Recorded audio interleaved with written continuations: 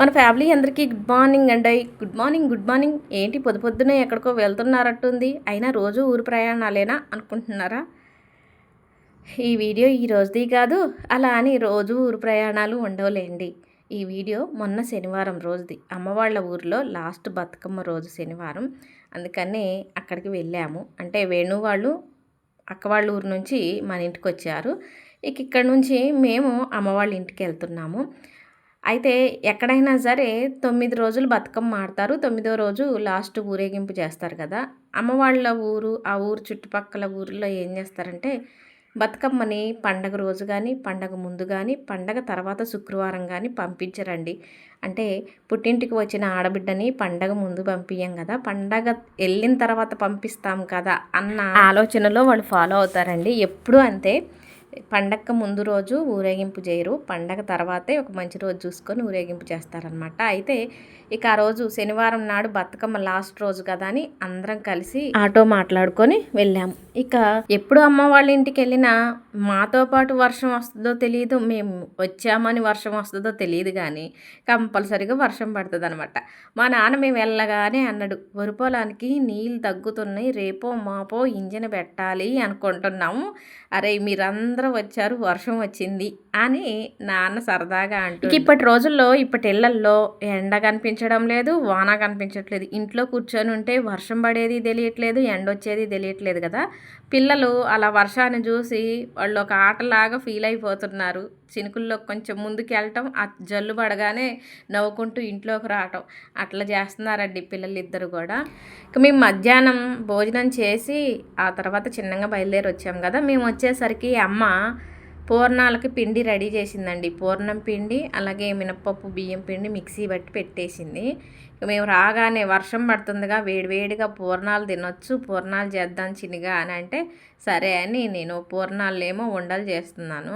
అయితే అమ్మ ఇక్కడ స్వీట్ సరిపోయిందో లేదో చూడమ్మా అంటే చూశాను. బాగుంటుంది కదా పూర్ణం పిండను బెల్లం, భలే బాగుంటుంది.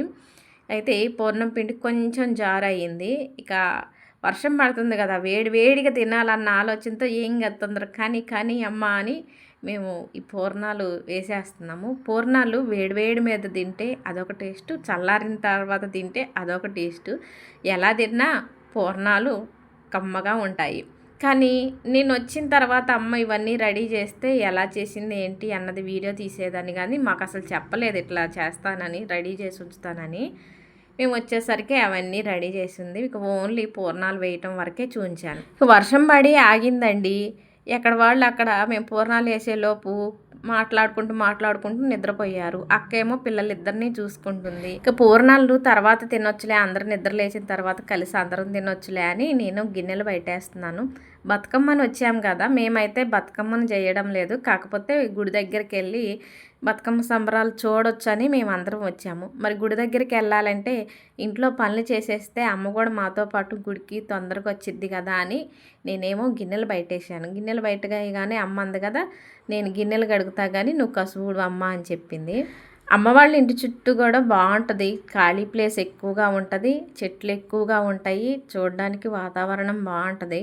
మాకు ఇంటి దగ్గర ఏమో ఖాళీ ప్లేస్ ఎక్కువ ఉండదు, మట్టి ఏమి ఉండదు, ఉన్న కొద్ది ప్లేస్ అల్లా గచ్చుతోనే ఉంటుంది. కానీ ఎన్నిసార్లు ఊడిసినా శుభ్రంగా ఉండదు. ఎందుకంటే సత్తుపల్లి నుంచి కొత్తగూడానికి వెళ్ళే బొగ్గు లారీలు మన ఇంటి ముందు నుంచి పోతాయి కాబట్టి ఎన్నిసార్లు ఊడిసినా ఆ బొగ్గే అదేనండి. లారీలు వెళ్తున్నప్పుడు గాలికి బొగ్గు నుసిలాగా లేసి ఇక అది ఇంటి మీద, ఇంటి చుట్టూ, మనం బయట ఆరేసిన బట్టల మీద, గిన్నెల మీద నల్లగా కనపడుతుంటుంది. ఎన్నిసార్లు శుభ్రం చేసినా అంతే పడుతుంది. ఒకప్పుడు సత్తుపల్లి నుంచి కొత్తగూడానికి రైలు లేదండి. అప్పుడులో రైలు పడిద్ది, బొగ్గు ఎక్కువ రైలుతోనే పోద్దంటే మేము సంతోషపడ్డాం.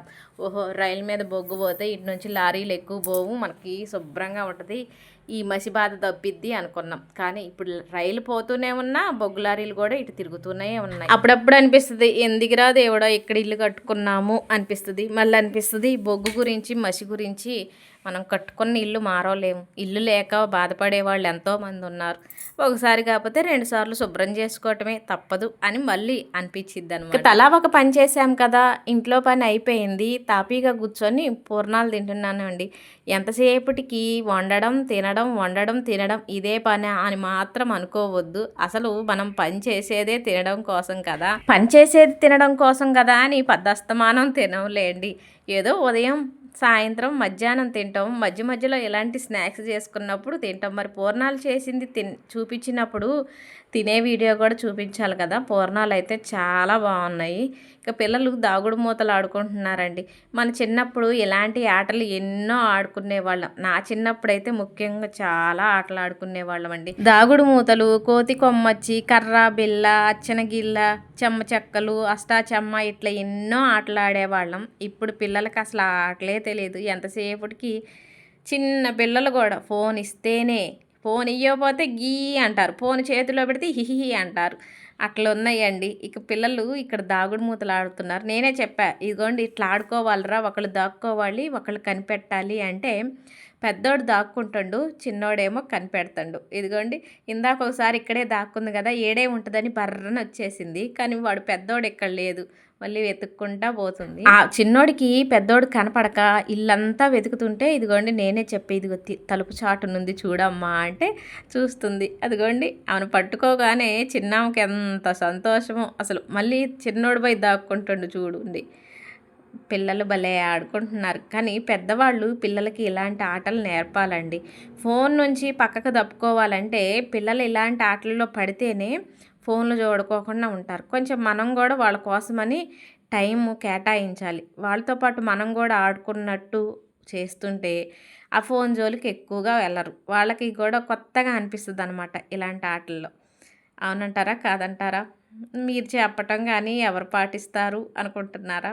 అంతేలేండి. ఇలాంటి ఇప్పుడు బిజీ జీవితాలలో ఇలాంటివి చాలా తక్కువగా ఉంటాయి. చూద్దామన్నా కానీ కనిపించవు. వర్షం చూడండి మళ్ళీ పడుతుంది. మేము రాగానే ఒకసారి వర్షం పడి ఆగిపోయింది, మళ్ళీ ఒకసారి వర్షం పడుతుంది. అసలు మామూలు వర్షం పడట్లేదు. నిజంగానే మేము వచ్చినందుకే పడుతుందేమో ఈ వర్షం అనిపిస్తుంది.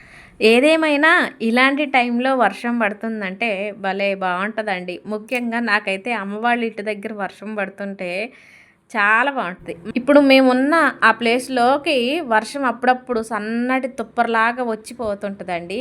ఆడ కూర్చున్న దగ్గరికి తుప్పర సన్నటి చిన్ని తుప్పర మీద పడతా ఉంటుంది.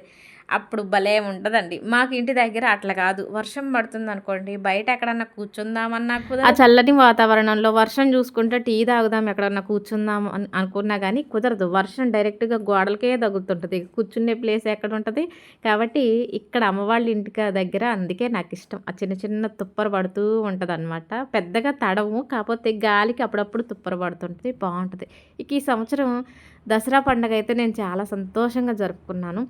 చాలా సంవత్సరాల తర్వాత బతుకమ్మ ఆడాను. పిల్లలతోనూ, అక్క వాళ్ళతో, అమ్మ నాన్న అందరితో సంతోషంగా గడిపాను. కాకపోతే ఒక విషయానికి అయితే నీరసపడిపోయానండి. ఏంటంటే బతుకమ్మ స్టార్ట్ అయిన తర్వాత రోజు బతుకమ్మకి వెళ్ళడం, నైటు 10ంటికి రావడం, 10ంటికి వచ్చిన తర్వాత మన యూట్యూబ్ ఫ్యామిలీ వీడియోస్కి పెట్టిన కామెంట్లకి రిప్లైలు ఇవ్వటం, మళ్ళీ వీడియోలు సెట్ చేసుకోవటం, ఇక పిల్లలకి కావాల్సినవి చేసి పెట్టడం, పండక్కి ఇల్లు శుభ్రం చేసుకోవటం, ఇట్లా బాగా పని ఎక్కువైపోయింది. మళ్ళీ అప్పుడప్పుడు తోటలోకి వెళ్ళటం, తోటలో పని చూసుకోవటం వల్ల కొంచెం బాగా పని ఎక్కువైపోయి నీరసపడిపోయాను. అయినా పర్లేదు, ఎంత నీరసపడిపోయినా కానీ ఈ సంవత్సరం దసరా పండుగ అయితే బాగా జరుపుకున్నాను నేనైతే. నాకైతే చాలా సంతోషం అనిపించింది. ఇక అమ్మ వాళ్ళ ఊరిలో గుడి దగ్గర బతుకమ్మ ఆడుతున్నారు చెప్పాను కదా. ఇక్కడ పండగ తర్వాతే లాస్ట్ బతుకమ్మ చేస్తారు, ఊరేగింపు చేస్తారు. ఇక్కడ బతుకమ్మలు చాలా చేసుకొచ్చారు. నేను అటు గుడి లోపలికి వెళ్ళి వీడియో తీయలేదు కానీ బతుకమ్మలు వర్షం పడుతుంది కదా అని ఒక బతుకమ్మ అక్కడ పెట్టేసి, ఒకటి కదలండి చిన్న బతుకమ్మలు ఒక 2 పెట్టేసి ఇక్కడ కోలాటాలు ఆడుతున్నారు. బతుకమ్మలు అన్నీ కూడా గుడి లోపల పెట్టారు. మేమేమో బయటే ఉండి గుడి లోపలికి వెళ్ళలేదు, బయట ఉండే ఈ వీడియోస్ తీశాను. చాలా బాగుంటుందండి. ఇక్కడ పిల్లలు అందరూ కూడా కోలాటాలు వేస్తారు. మగ పిల్లలు, ఆడపిల్లలు, పెద్దవాళ్ళు, చిన్నవాళ్ళు అందరూ కూడా కలిసి బతుకమ్మ ఆడతారు. మేము ఆనైతే ఇక్కడికి ఇంటికి వచ్చేద్దాం అనుకున్నాం కాబట్టి 10ంటి దాకే గుడి దగ్గర ఉండి ఇంటికి వచ్చేసి అన్నం తింటున్నామండి. అప్పటికి మా వారు నాగార్జున రెడ్డి వచ్చారు. ఎప్పుడు చెప్తుంటాను కదా, వేణు వాళ్ళ హస్బెండ్ బ్యాంక్లో పనిచేస్తారని. ఇక ఆ బ్రాంచ్, తను పనిచేసే బ్రాంచ్ ఇక్కడ సత్పల్లిలో కూడా ఉంది. ఆఫీస్ పని ఉందని తను వెళ్ళాడనమాట. పొగులు మాతో పాటు రాలేదు వీళ్ళిద్దరూ. నైట్ ఇక మమ్మల్ని తీసుకెళ్ళటానికి వచ్చేసారు. అందరం కలిసి అన్నం తినేసామండి. ఇక పిల్లలేమో డాన్స్లు వేస్తున్నారు. అమ్మవాళ్ళ ఇల్లు గుడికి చాలా దగ్గర. అక్కడ బతుకమ్మ దగ్గర పాటలు వినపడుతున్నాయి కదా, పిల్లలిద్దరు కూడా ఆ పాటలకి డాన్సులు వేస్తున్నారు. ఇదండి ఈ దసరాకి ఈ వీడియో లాస్ట్ వీడియో అనమాట. దసరాకి సంబంధించిన వీడియోల్లో లాస్ట్ వీడియో. ఈ వీడియో మీకు నచ్చినట్టయితే లైక్ కొట్టి కొత్తగా చూసేవాళ్ళు సబ్స్క్రైబ్ చేయండి అబ్బా.